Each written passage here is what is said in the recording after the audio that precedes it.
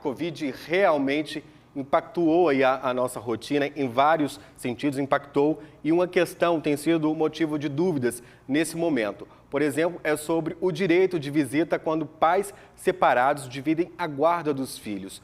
Considerando aí que a principal recomendação para conter o avanço da Covid-19 é o isolamento social. Sobre esse assunto, então, Délia, vamos conversar com a Raíssa Cardoso, que está com uma especialista lá que vai falar mais sobre esse assunto para a gente. Boa tarde, Raíssa. Boa tarde, Pablo, Délia, e a você que acompanha o MG1. É isso, Pablo, nesse momento de isolamento social, alguns pais têm tido dúvida aí sobre a rotina das crianças, com quem o filho fica nesse momento, se é possível a guarda compartilhada. E para isso, quem vai conversar com a gente é a Suelen Vieira, ela é advogada, especialista em direito da família. Boa tarde, Suelen, obrigada pela sua presença aqui com a gente. Para começar, então, Suelen, o que é a guarda compartilhada? Boa tarde, Délio. Boa tarde, Paulo. Boa tarde, Raíssa. A guarda compartilhada, ela é regra desde 2014 e ela diz respeito à responsabilidade dos pais e não à posse física da criança. Sendo assim, a criança ela pode ter a residência com um dos pais e o outro genitor pode ter direito à regulamentação de visitas, apenas a visitação. E nesse momento de pandemia, muda alguma coisa, então, na rotina dos pais que pegam os filhos nos finais de semana, por exemplo? A CONANDA, que é o Conselho Nacional de Direitos da Criança e do Adolescente, recomendou que a criança que tenha posse física com um dos genitores permaneça dessa forma e o pai que tenha o direito à visitação o faça de forma remota, através de celular, através da internet. Porém, o Instituto Brasileiro de Direito de Família, que é o IBDFAM, ele rechaçou totalmente essa recomendação, tendo em vista os efeitos psicológicos que a convivência com pai e mãe trazem para a criança.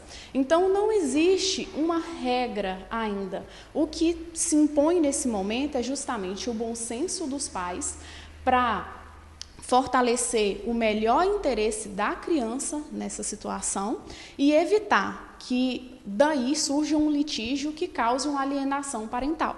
Priorizar sempre, como você falou, Suelen, a saúde da criança. Então, caso algum dos pais esteja trabalhando diretamente no enfrentamento da Covid-19, por exemplo, algum pai trabalha no hospital, como que essa situação fica?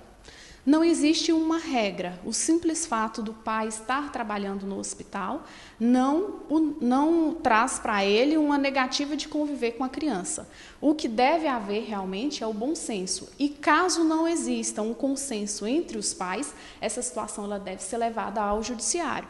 E o judiciário vai levar em consideração, é claro, em qual residência que a criança tem menos contato com o vírus. Mas cabe ao juiz, no caso concreto, definir onde vai haver o melhor interesse da criança. E nessa questão de guarda compartilhada, surge também a dúvida em relação à pensão alimentícia, Sueli? Como que fica caso a criança mude temporariamente para a casa de um dos pais que ofereça menos risco a ela? Essa pensão tem que ser paga ainda assim?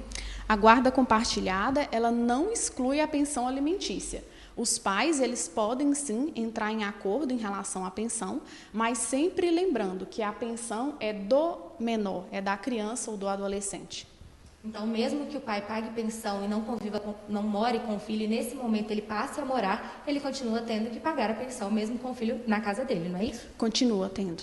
Isso é, além disso, falando ainda de pensão, nesse momento de pandemia, nós sabemos que existe muita chance, ainda de perder o emprego, infelizmente. Se algum dos pais, por exemplo, vier a perder o emprego, como que fica essa pensão alimentícia, como que ele faz para pagar, É importante que esse pai, ele entre com uma ação de revisão de alimentos. Ele não pode simplesmente deixar de pagar. Ele deve levar essa situação ao judiciário, solicitando uma revisão.